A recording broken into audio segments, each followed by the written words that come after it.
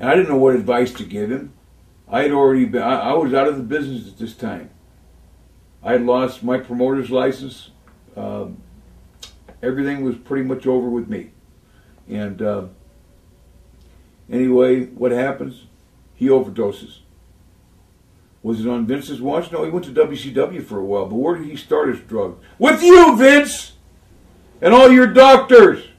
Wasn't Zohorian? You had one in California. You had one in Colorado. Oh, man, you even had, like, what was it? 130 Zohorian. I don't get this. I don't know how you got off with a Zohorian deal, man. I didn't want to go into that trial because you know it was all staged anyway. Okay. Owen Hart. Now, does anybody other than me doesn't see the writing on the wall here? Owen Hart fell 70 feet to his death at the Kemper Arena, May 23rd, 1999. I remember the date well. Pay-per-view. He's on a harness that holds 2, 3, 4 tons. You tell me how in the fuck that's going to break. Well, it did. But in 96, go back 3 years, Bret Hart knocked out. Vince with one punch on a screw job that happened in Montreal. I forgot to say that. Now, everybody left. Davey Boy Smith, Bret Hart, Neidhart, they all left, but Owen Hart stayed. Why, I don't know.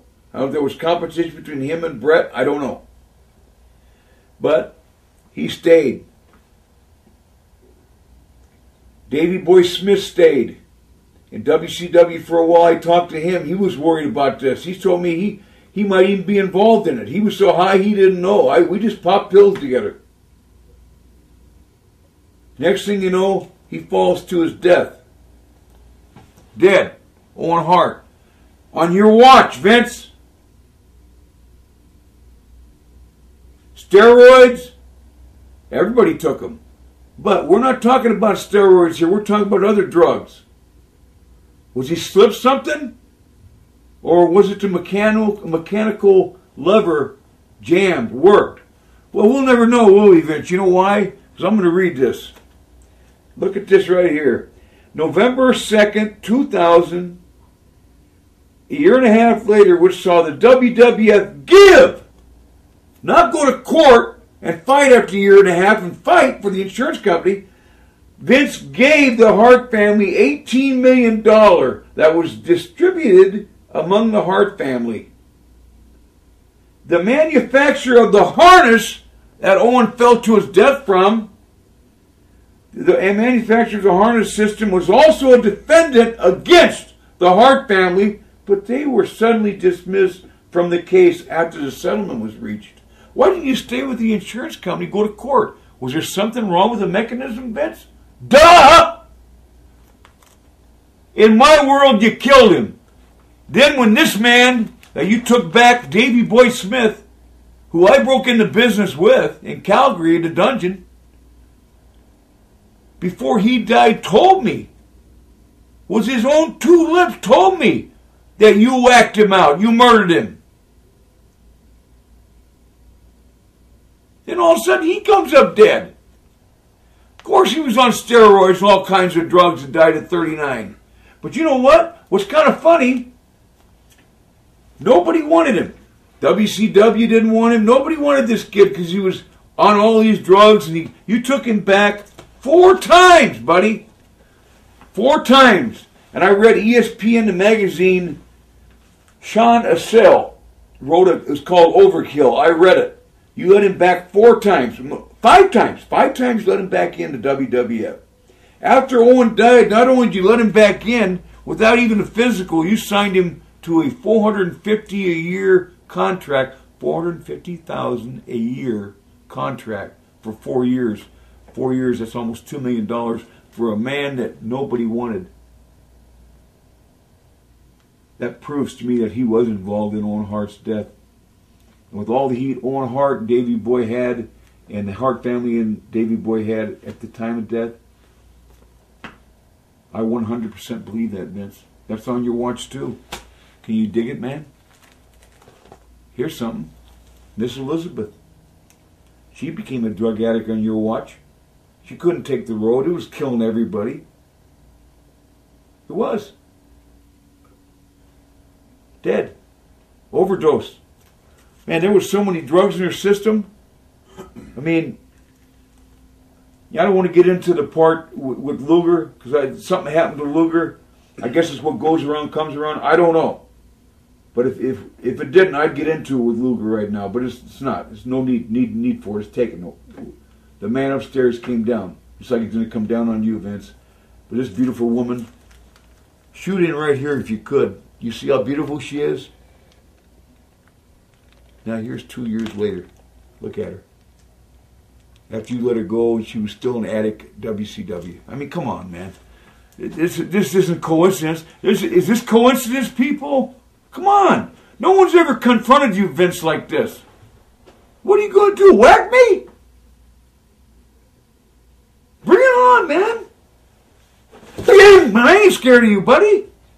Not at all. Bring it on. Boom. Okay. Kurt Hennig. Mr. Perfect. You created him. Another Robbinsdale High School, Minnesotan. You created him. You're the one that had him come down to 92 with this your bullshit thing with me that I said last time I'm not going to bring up. The big rib. What happened? He overdosed. You let him go a couple months before because of a plane incident with Brock Lesnar. And who else? Brock Lesnar, I guess that's it. Sean Stasiak. Stan Stasiak's son who tried to record you. That was the only smart one down there, really. I really knew what he was doing. He was trying to record you, get you on tape and expose you. But you caught him, I guess, damn it. Dead. Mr. Perfect. He only had like 5 kids, I think, 4 kids. All kinds of relatives. Did it make you happy? Another one dead. You take your responsibility for that? Well, if you don't, well, how about Road Warrior Hawk? You see Road Warrior Hawk there? You wanted to make fun of this guy, didn't you? This guy really could have whacked your ass. I got to read this just for a second. You made fun of the angle. It says, during the Attitude Era in which the WWF moved towards a more adult product, the Legion of Doom was placed into a storyline incorporating Hagstrom's, the Hawk's, real-life drug addiction and alcoholism against the wishes of both Hagstrand and Laurinaitis. That's Road Warrior Animal. The Road Warriors, the best tag team in the history of wrestling. In the 80s. Probably of all time. They didn't want this. But you went ahead and did it anyway. Made fun of a drug addict that you're creating. And then he finally died a few months later. Into controversy. You going to admit that one, Vince? Or is that not on you? Even though you created the fucking angle. That's not on you? The pimp took another one. Took another prostitute down, right? This guy probably don't mean much to you. You know, Mike Lockwood, Crash Holly. But I met him before. Young kid. Good kid. Hard-working kid. He died. But you let him go just a little bit before. Remember, Vince? You got him hooked on the drug so hard. And the road. And somewhere down the road, a couple months later, he ODs and dies. Now this one's really going to hurt. This one's going to hurt because this is my WrestleMania 3 buddy, Hercules Hernandez. Ray Fernandez, who bought when I was married, my wife Selena's home in Tampa, Florida, and from what I understand, died in the home. It always states died at a heart attack, because you don't want to say it's anything but a heart attack. You always throw the truth away, but the truth really is that it was from drugs. I know, because we did drugs all the time together. We were injured all the time, on the road, traveling in the air, Xanax to sleep, Vicodin, morphine, you name it, we did it.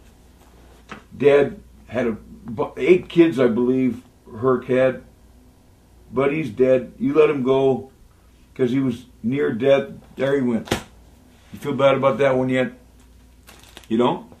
I can hear you, man. Yeah, I hear you. How about Big Boss Man? Remember him? Big Boss Man? Let's see, what happened here? Released from WWE in 2003 after 5 years. And he dies 4 months later. What'd you release him for, you fuck? You drugged him out too, didn't you? Like everybody else. He had a beautiful family. Yeah, I'm speaking for everybody that's 6 feet under the grave. Just like you should be 6 feet under that goddamn Hollywood Walk of Fame. Should be shame. It's bullshit they gave that to you, Vince. You need to be under that motherfucker. Now let's get into Eddie Guerrero. I met Eddie in 1994 back in Portland. Him and Art Barr, the Love Machine. Art Barr, he passed away of a drug overdose too. Now that didn't have nothing to do with you, that one.